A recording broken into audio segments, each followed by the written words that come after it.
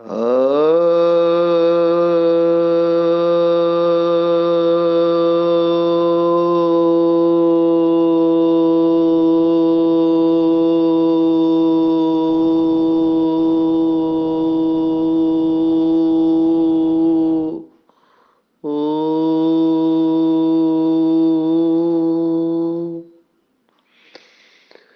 शांति। आज 27 अगस्त 2022 भारत में शनिवार है। Today is 27th August 2022 and it's Saturday इन भारत। आज की मुरली का जादुई रहस्य स्वयं को प्रेरणा देने के लिए magical secrets of today's Murli for motivating the self. Drama plan अनुसार हम देख रहे हैं कि बाबा के बहुत बच्चे अपने आप को मोटिवेट कर रहे हैं। डेली मोटिवेशन रहता है। कुछ आत्माओं को ये कला आती है कि कैसे अपने आप को दिन भर में बिजी रखना है और अपना मूड श्रेष्ठ रखना है। दिन भर में अटेंशन रखते हैं और एक रस अवस्था रखने का पुरुषार्थ करते हैं। कई इसमें सफल होते हैं और कहीं स्ट्रगल करते हैं। सीक्रेट्स ऑफ मुरली सुनने से बहुत सारे भाई बहन फीडबैक दे रहे हैं कि उनको पूरे दिन भर के लिए एक मोटिवेशन मिलता है। तो बाबा को थैंक्स और ब्राह्मण परिवार को थैंक्स। आज की मुरली में हम देखेंगे, वैसे तो जिन्होंने श्रीमद् भगवत गीता स्टडी ग्रुप अच्छी तरह से अटेंड किया है, कुछ तो कह रहे हैं कि हम फिर से सुन रहे हैं, बार बार सुन रहे हैं, क्योंकि वो कॉन्सेप्ट्स, वो विचार अंतर मन में जाने में या संस्कार बनने में थोड़ा टाइम लगता है जब तक पक्के हो जाए। लेकिन जो श्रीमद् भगवत गीता पढ़े हुए हैं, पढ़ते रहते हैं, जैसे मुरली पढ़ते रहते हैं, वैसे कई बाबा के बच्चे स्क्रिप्चर्स शास्त्र पढ़ते रहते हैं, तो उनका वो पक्का होने लगता है। तो उनको समझ में आया होगा कि आज की मुरली में बाबा ने कई सारे शब्द श्रीमद् भगवत गीता के इस्तेमाल किए हुए हैं और हर एक शब्द शास्त्रों का या श्रीमद् भगवत गीता का बहुत इम्पोर्टेंट है। उस शब्द के ऊपर लौकिक दुनिया में लंबे समय तक लोग प्रवचन देते हैं।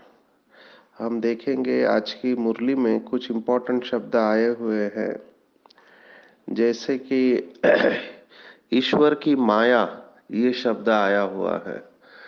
तो हमने ज्ञान विज्ञान योग 7वां अध्याय है, उसमें हमने देखा 14वां श्लोक जो बहुत इम्पोर्टेंट है। उसके बाद आज संतुष्टता के ऊपर वरदान है, तो वही श्लोक दूसरे अध्याय का आया हुआ है, हम उसके ऊपर भी देखने वाले हैं। फिर 18वें अध्याय का स्मृति शब्द भी बाबा ने आज स्लोगन में बताया हुआ है। तो ये सब शब्द ये न के न प्रकारे न कहते हैं, किसी न किसी रूप में भगवत गीता के शब्द है। तो एक एक करके हम देखेंगे। पहला शब्द हम लेते हैं ईश्वर की लीला।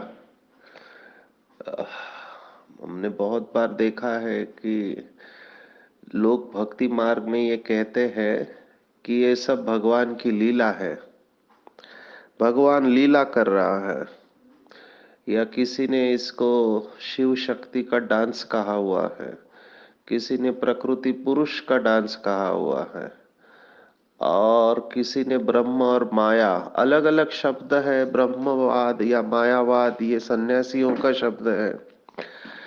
बाकी प्रकृति और पुरुष ये सांख्य योग का शब्द है, कपिल मुनि जो हमने दूसरे अध्याय में देखा। और बाकी शिव और शक्ति ये शैवाइट्स या शैव संप्रदाय के लोगों ने कहा कि ये शिव और शक्ति का अनादि डांस है, कंटिन्यूअस चल रहा है। अभी इसमें वैज्ञानिक लोग पैरेलल कोरिलेट्स देते हैं। अभी ये समय के बाहर चला जाएगा, इसलिए हम अभी इसको यहाँ पर टच नहीं करते हैं। लीला शब्द को देखेंगे। लीला जब कहते हैं तो लीला शब्द एक प्रकार से खेल को आया हुआ है। खेल, भगवान का खेल चल रहा है। या फिर माया जो शब्द आया है वो भी इसी प्रकार से आया हुआ है, इसी भाव से आया हुआ है कि ये सब ईश्वर की माया है। ईश्वर माया खुद को रचते हैं, ईश्वर ही रचते हैं माया को। अभी इसका यथार्थ भाव हमको समझना चाहिए कि ये खेल क्यों है। तो बाबा ने भी कहा हुआ है कि बच्चे, ये नाटक या ड्रामा जो है ये सुख दुख हार जीत का खेल है। इसमें तुम्हारी कभी जीत होती है, कभी हार होती है। जैसे खेल में आप लगातार जीत नहीं सकते हैं, आप कभी जीतेंगे कभी हारेंगे। तो लीला चल रही है भगवान की, तो वो समझते हैं भगवान की लीला है, मतलब भगवान ही ये सब करता है। देखो, भगवान की लीला और भगवान ही करता है, इसमें कितना फर्क है। एक शब्द का आपने अर्थ गलत निकाला तो पूरा अर्थ गड़बड़ हो सकता है। अभी भगवान ही सब कुछ करता है क्या? फिर उसके बाद बात आई कि भगवान बैठ के पत्ते पत्ते को हिलाता है। भगवान की मर्जी के बगैर एक पत्ता भी हिल नहीं सकता है। कहाँ की बात कहाँ लेके गए। यहाँ बाबा कह रहा है कि ये भगवान की लीला है। लीला माना नाटक, ड्रामा, खेल, जो भी आप कहो। तो भगवान ने ये लीला नहीं रची है, बाबा ने लीला का ज्ञान दिया है, ये ठीक है। ये पूरे ड्रामा का ज्ञान बाबा ने हमको दिया है, क्योंकि वो ज्ञान का सागर है। वो ड्रामा में पर से पूरा चक्र में आता नहीं है, एक ही बार आता है, लेकिन पूरे ड्रामा का ज्ञान वो अपने पास रखता है। क्यों? क्योंकि कल्प वृक्ष का, मनुष्य रूपी कल्प वृक्ष का चैतन्य बीज है, तो बीज में पूरे वृक्ष का ज्ञान होता है। Number one. नंबर टू, जो खेल में आता नहीं है लेकिन खेल को देखता है, तो आदि से अंत तक वो देखेगा ना। ड्रामा यहाँ से शुरुआत हुआ, फिर मध्य में ये हुआ, फिर अंत में ये होगा। उसको पता है, तो वो स्टोरी हमको सुना रहा है, पर इसका मतलब ये नहीं कि भगवान ने ये लीला रची, नहीं। भगवान उस लीला का ज्ञान दे रहा है, ये यथार्थ है। विधान कर रहा है कि बच्चे, इस खेल के ये नियम है, इस नियमों के ऊपर आप चलोगे तो आपको प्राप्ति होगी, अगर नहीं चलोगे तो आपको अप्राप्ति होगी। चॉइस हमारी है। इस बात के ऊपर इवन शास्त्रवादी भी एक है कि भगवान ने हर एक को फ्री विल दी है। विल माना इच्छा दी हुई है, क्या करना है क्या नहीं करना है ये आपको डिसाइड करना है, क्योंकि आप एक्टर हो इस ड्रामा में। तो जैसे सुनाया कि कुछ लोग चाहते हैं कि हम मुक्ति में चले जाए, इट्स योर विल, ये आपकी इच्छा है मुक्ति में जाना। कुछ लोग कहते नहीं, हम जीवन मुक्ति में आएंगे, ये भी आपकी इच्छा है। तो मुक्ति में आना, जीवन मुक्ति में आना, या पास होना या फेल होना, या सुख में रहना या दुख का अनुभव करना, ये सब हमारी चॉइस है। तो इसको अच्छी तरह से समझना है। सुबह से लेकर रात तक हमारे सामने ऑप्शन होता है। हम चुनाव करते हैं कि क्या करना चाहिए क्या नहीं करना चाहिए। जैसे अब ये मुरली मंथन सुनना या नहीं सुनना, ये भी एक चुनाव है आपके हाथ में, है ना। योग का चार्ट रखना चाहिए या नहीं रखना चाहिए, ये चुनाव है आपका। सुबह से लेके रात तक हर क्षण हमारे पास चॉइस है, हम चुनाव करते हैं। अभी जो जितना अटेंशन में रहेगा उतना उसका चुनाव अच्छा रहेगा। योगी मतलब अटेंशन में रहने वाले, हर वक्त attention, not even during the day time. केवल दिन में ही नहीं, स्वप्न में भी अटेंशन होगा उनका। स्वप्न में भी वो इतने अटेंशन में रहेंगे। जैसे बाबा ने मुरलियों में कहा है कि मम्मा और बाबा, इन्होंने नंबर कैसे लिया? तो मम्मा और बाबा ने सबसे जास्ती कमाई जो की है वो नींद में की हुई है। आप सोचो, नींद में भी इनका अटेंशन रहा है। नींद में कमाई करना मासी का घर नहीं है, लेकिन जो दिन भर में कमाई के ऊपर अटेंशन रखते हैं वही नींद में भी कमाई कर सकते हैं। भगवान वो आज है। तो जैसे हम इस ज्ञान मार्ग में आगे बढ़ने लगते हैं, हमारे अटेंशन की डिग्री बढ़ने लगती है। शुरुआत में स्थूल चीजों के ऊपर अटेंशन देंगे, कर्म करते समय अटेंशन देंगे। वैसे तो लौकिक में भी कई सारी आत्माएं अटेंशन में रहती है, पर उनके पास केवल आत्मा परमात्मा का यथार्थ परिचय नहीं है, बाकी वो अटेंशन में रहती है। लौकिक में भी कई आत्माएं देखती है कि हमसे कोई भूल ना हो, अपने आप को चमाट मारते हैं जब कोई गलती होती है। तो लौकिक में भक्त आत्माएं भी अपने इष्ट देव की स्मृति में रहती है, वो उनको भूलना नहीं चाहते, उनके साथ में रहते हैं, हर वक्त इष्ट देव या परमात्मा का नाम लेते हैं। तो ये भी अटेंशन की बात है। हमारा अटेंशन सर्वोच्च है, क्योंकि कल्प वृक्ष की जड़ में बैठे हुए बीज रूप बाप के साथ हमारा अटेंशन है। इसी को योग कहते हैं। तो जैसे हम आगे बढ़ते जाते, पहले स्थूल चीजों के ऊपर अटेंशन जाता है। कर्म करते समय बाबा ने कहा ना, हथ कार्डे दिल यार्डे। तो स्थूल चीजों के ऊपर जैसे खाना बना रहे हैं, कपड़े धो रहे हैं, मार्केट में जा रहे हैं, ऑफिस में काम कर रहे हैं, स्थूल चीजों के ऊपर अटेंशन देंगे। फिर बोल के ऊपर अटेंशन आता है धीरे धीरे। ये दो चीजों को आपने जीत लिया तो फिर थर्ड स्टेज है संकल्पों के ऊपर अटेंशन। संकल्पों के ऊपर अटेंशन फाइनल चीज है। दृष्टि, वृत्ति, स्मृति, ये तीन बातें बाबा कहते हैं, इनके ऊपर अटेंशन आने लगता है। जब आप इन सूक्ष्म बातों के ऊपर अटेंशन रखने लगते हो तो ऑटोमेटिकली आपका सबकॉन्शियस माइंड, अंतर मन में वो अटेंशन घुस जाता है। और अंतर मन में गए तो वहां पर आप इतने अटेंशन में चले जाते हो कि थोड़ा भी समय के लिए आपकी दृष्टि, वृत्ति या स्मृति में थोड़ा भी कुछ हुआ तो आप तुरंत अपने आप को करेक्ट कर लेते हो। तो ऐसे अटेंशन की डिग्री बढ़ते जाती है। तो कहने का भाव ये था कि ये जो लीला है इसको अच्छी तरह से समझना है। हमारे पास फ्री विल है, हमारी इच्छा शक्ति है, चाहे कितनी भी बड़ी परिस्थिति आए। लोग कहते हैं क्या करे, बात ही इतनी बड़ी थी इसलिए मुझे ऐसा करना पड़ा, नहीं तो मैं गुस्सा नहीं करता हूँ, लेकिन बात ही ऐसी थी इसलिए ही गुस्सा करना पड़ा। बाबा ने कहा रॉन्ग। बात कितनी भी बड़ी हो, कभी ब्रह्मा बाबा ने गुस्सा नहीं किया, मम्मा ने गुस्सा नहीं किया, तो हमको मम्मा बाबा को फॉलो करना है ना। अंग्रेजी में कहते हैं असर्टिव होना चाहिए, ना कि एग्रेसिव और पैसिव। असर्टिव माना अपनी बात को रखना जरूर है, पर अपनी बात को रखते समय बहुत सम्मान पूर्वक, रेस्पेक्टफुली बात को रखना है। तो ईश्वर की माया अपरंपार है।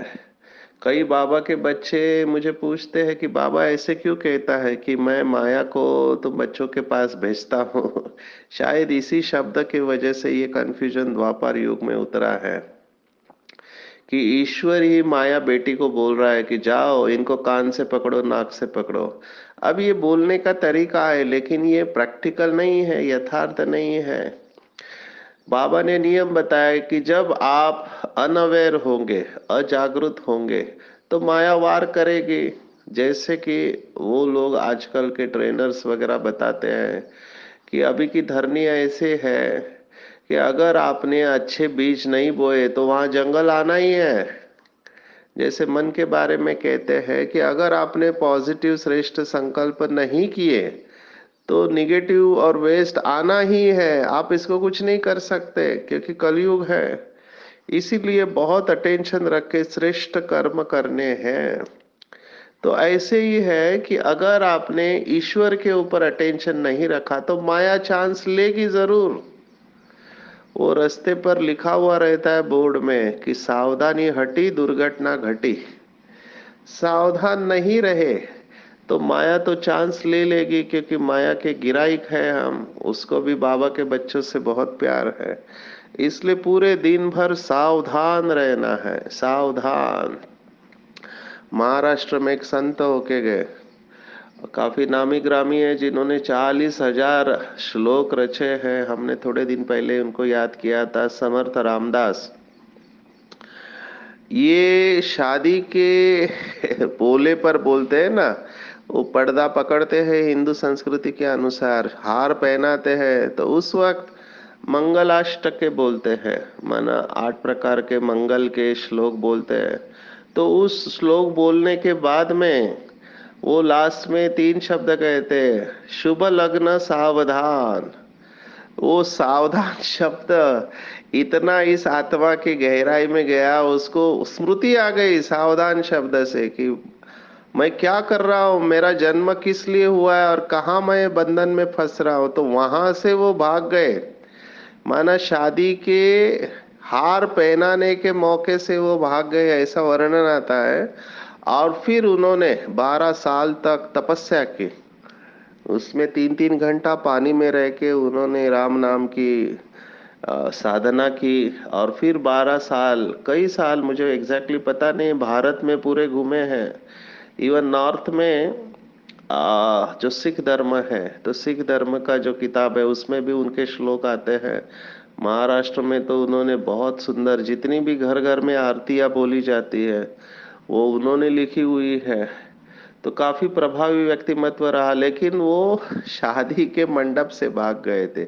और उस वक्त भी एक ही शब्द उनको परिवर्तन करने में उनको सहयोगी बना, और वो था सावधान। देखो उस आत्मा की वजह से कितने आत्माओं को प्रेरणा मिली हुई है। मैं उस स्थान पर जाके आया हूँ, महाराष्ट्र में सातारा जिला है, पूना के आगे। वहां पे एक किला है जिसका नाम सज्जनगढ़ है, वहां पे उन्होंने वास्तव्य किया था। और वहाँ उसी सातारा जिला में एक शिवथरगढ़ करके वहां पे एक वाटरफॉल बहता है। वहां पे उस उन्होंने अपना एक बहुत बड़ा ग्रंथ लिखा, ग्रंथराज दास बोध। ये सब बातें मैं इसलिए बता रहा हूँ कि शास्त्रों में ये सब बातें आई हुई हैं, और बाबा हमको सभी शास्त्रों का सार बता रहे हैं। लेकिन यहाँ पे कंफ्यूजन ये हो सकता है कि ईश्वर की माया, जैसे बाबा ने कहा ना कि वो नेचुरल कैलामिटीज को गॉडली कैलामिटीज कहते हैं, तो ये भी गड़बड़ है। गॉडली कैलामिटीज वो कहते हैं ये विनाश विनाश सब भगवान कराता है, भगवान ही भूकंप लाता है, भगवान ही सजा देता है। अभी इसका भी यथार्थ भाव नहीं समझने के कारण वो कहते हैं, बाबा कहता है मैं क्यों अपने बच्चों को तकलीफ दूं, है ना। तो ये नेचुरल कैलामिटीज है, ना कि गॉडली कैलामिटी। ये नैसर्गिक आपत्ति है, ना कि ईश्वरीय आपत्ति। ईश्वर को कोई आपत्ति नहीं है, ना ही वो आपत्ति पैदा करता है, वो तो सुख का सागर है। ऐसे ही ये ईश्वर की माया शब्द, ये भी कहना गलत है। ईश्वर की माया नहीं है, it's an absence of light. जैसे कहते हैं ना कि अंधेरा कैसे आता है, अंधेरे का कोई सोर्स नहीं है, अंधेरे का सोर्स है प्रकाश की कमी ही अंधेरा है। इसलिए बाबा ने तो हमको ज्ञान का प्रकाश दिया था, लेकिन जैसे हमारे अंदर वो प्रकाश खत्म हो गया या शक्ति कम हो गई, तो फिर माया ऑटोमेटिकली इमर्ज हो गई। तो इनडायरेक्टली हम कह सकते हैं कि ईश्वर ने माया को पैदा किया, लेकिन डायरेक्टली नहीं है। तो ईश्वर की माया ये शब्द भगवत गीता में भी आया है। बहुत सुंदर श्लोक है, आप में से जो रिफर करना चाहते कर सकते हैं। ज्ञान विज्ञान योग 7वां अध्याय 14वां श्लोक है। दैवी होशी, दैवी होशी गुणमयी मम माया दुरतया, बहुत सुंदर शब्द है, मम माया दुरतया, मेरी त्रिगुणमयी माया है ये, और बड़ी दुष्टर है।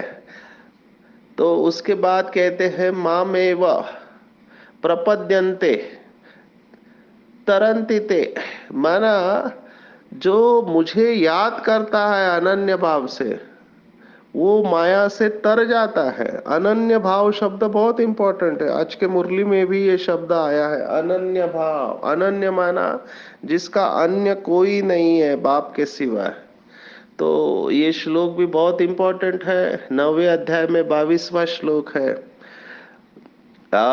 अनन्याश्चिन्तयन्तो मां ये जना पर्युपासते तेषां नित्याभियुक्ताम योगक्षेमम वहाम्यहम्। जो LIC कंपनी है, भारत की लाइफ इंश्योरेंस कॉरपोरेशन, उन्होंने इसमें से दो शब्द उठाए हैं,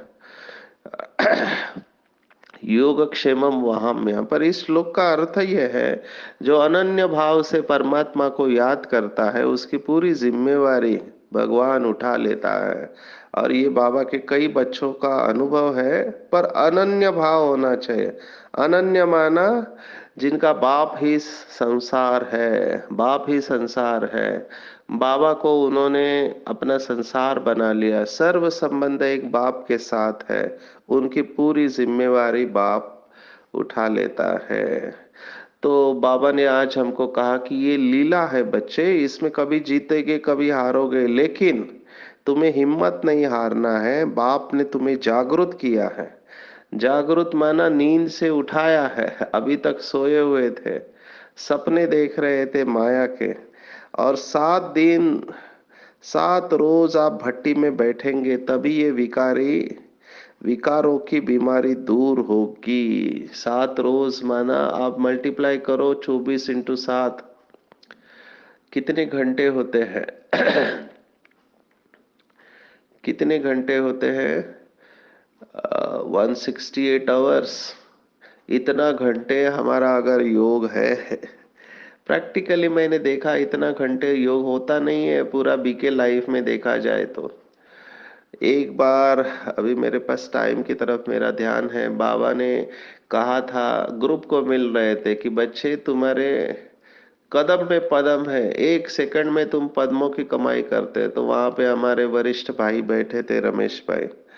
उन्होंने कहा बाबा कुछ भी बोलता है क्योंकि वो चार्टर्ड अकाउंटेंट है। तो उनका कैलकुलेशन चल गया कि 1 के ऊपर 15 जीरो।